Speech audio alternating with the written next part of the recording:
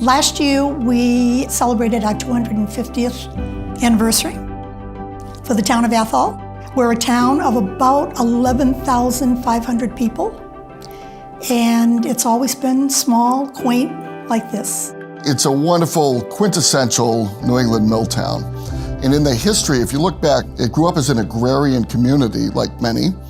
And then with the Millers River running right through the heart of the valley here, that's where the mills would populate, and you begin to see manufacturing grow through the late 1700s, all through the 1800s. One of the major industries is directly adjacent to this and behind us. That's the Sterrett's company. And at a certain point in the early 1900s, the Sterrett family donated land and some funding to build the town hall, which is immediately to our right, this building, the library, as well as the YMCA, which is across the street, and the Methodist Church, which is immediately to our left. What's beautiful about this library is it's in the heart of downtown. Downtowns were a place where institutions were present, the center of government, culture, of civic engagement. This is a place where people come to have meetings to talk about the future.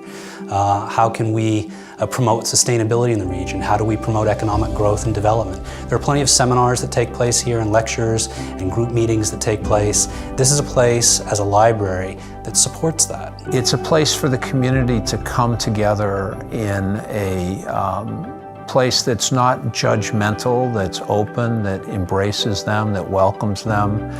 And I think the community responds to that by embracing the library.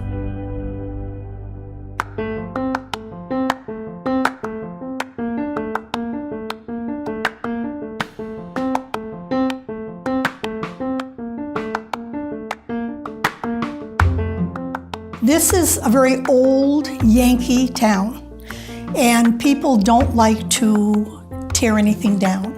So our thinking was remodeling with an addition. Our immediate thought was, there's a resource here that's been ignored, and wouldn't it be fantastic to be able to connect to this natural landscape feature, the river that runs through the backyard of this property. Now, the original library, which was a Carnegie, was masonry and continues to be masonry with some wood structure, but it survived for a very long time in very good repair, as many of the Carnegie libraries did. It was very solidly built. It had been modified considerably over the years, so it was a little bit hard to see the original Carnegie building. Great care was taken to say, okay, here is the Carnegie Library, and how do we restore that, original glory that was there? What can we preserve and take forward for the future?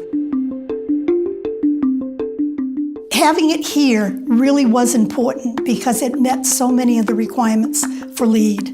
LEED is Leadership in Energy and Environmental Design, so it has an energy component and an interior environment component and an exterior environmental component. And platinum is the highest standard there is, and very few projects achieve that level of certification. You really have to plan before you even start. What are you going to do with all the waste? We started with 7,000 square feet, and we were growing to over 20,000 square feet. So that's a big change. Key to the design was both ADA compliance and also energy efficiency. We have solar on the rooftop. We have mechanical systems that are designed to conserve energy and be green and really teach us about the earth and our impact upon it. As well as that, the accessibility, whether you're disabled, whether you have trouble walking, you're in a wheelchair, to have access to all of the wonderful things that are here is just a tremendous asset to the community. I would venture to say it's probably singularly the most accessible building in town right now. It was designed around that.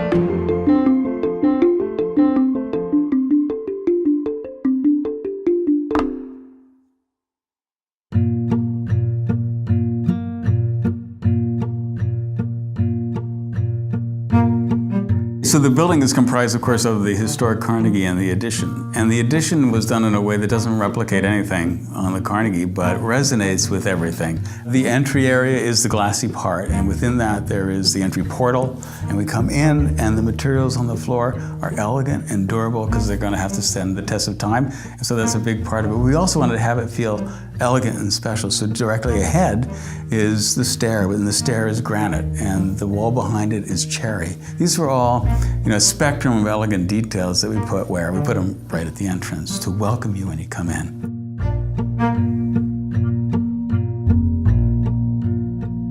To the left of entrance is the children's library, and you step into that space, you look straight ahead, you see out to the river. There's a normal ceiling at the entry area, but as you go farther back, the ceiling finish disappears, and we see the exposed building systems above, which is a little bit of an educational experience. At the back of the Children's Library, we did this project on the ceiling, which was a crowdsourced photo competition in which everybody who participated became a winner, in a sense, because all of their art is on the ceiling, combined into one piece. We punctuate that spot with daylight. There's a skylight directly above illuminating that, so it's an attractive draw. You're drawn upstairs because there's a light, and that is the way we sort of advertise this is the place of ascent to the upper level.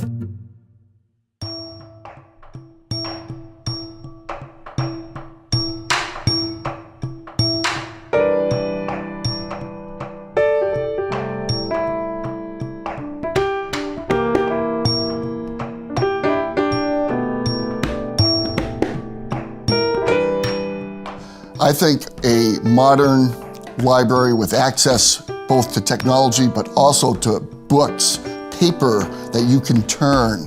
The smell of that is part of the experience in the library, but a library is just a special place where people can learn and think and enjoy programs and culture. It's a community center. It's a place where kids can come after school when they maybe don't have parents at home and they can be safe.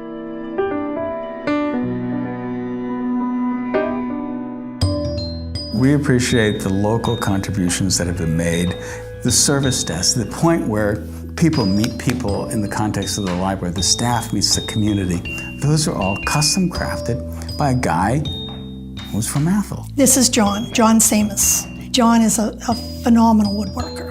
And the desks, the tree, the historic clock restoration, the floors, these are all things that are locally sourced, very important to everybody here, and make it be uniquely meaningful to the community.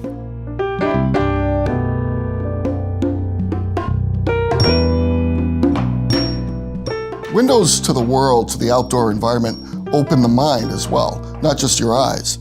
And it allows you time for thought, reflection, and I think that's important. So I'm particularly enamored of the original Carnegie section in the front and the careful attention to detail and local sourcing that went in to restore that. It's a beautiful building. The architecture is amazing. But as you enter it from the back side, you're walking through a fairly modern area. It's the new construction. And suddenly your eye catches the fact that the ceiling is going to go up a great deal. And then you catch the wonderful old schoolhouse lights that hang from the ceiling. The floor that is in there now represents what would have been there in the 30s. The floor is called antique yellow pine, also known as heart pine.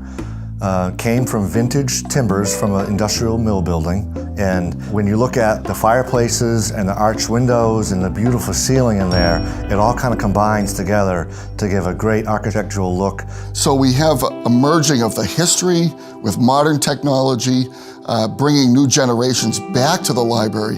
For the economy of Athol, a library is a signature building that shows that this community cares about education, its children, its elders. It's not just a result of the beautiful building and the renovation. It's the staff that are here, the people here in Athol that work in this library care about children, care about elderly, care about bringing culture, education, new thought to the people of this community. So we're very, very proud of this building, and I think it was the stepping stone to our town really growing.